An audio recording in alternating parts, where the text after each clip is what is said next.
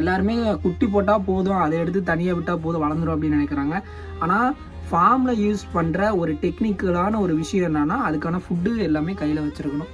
So finally நம்மக்கிட்ட betas collections எல்லாம் காட்ட போகிறோம். ஒரு பீட்டா ஃபீமேல் மேல் வந்து நல்லா சூஸ் பண்ணி ப்ரீடிங் போட்டு அதை குட்டி எடுக்கணும் அப்படின்னு தான் எல்லாருமே நினைப்பாங்க. அப்படி நம்ம பார்க்கும்போது ஃபீமேல் வந்து நல்லா லோடாக இருக்கா, அடியில் எக்குன்னு நல்லா தெரியுதா, மேலுக்கும் ஃபீமேலுக்கும் சண்டை இல்லாமல் எக்கு லே பண்ணுதா, இதெல்லாம் நம்ம கவனிக்க வேண்டிய ஒரு விஷயம் தான். இது ஆக்சுவலாக சின்ன சைஸ்லேருந்து நான் பார்த்துட்ருக்கேன்.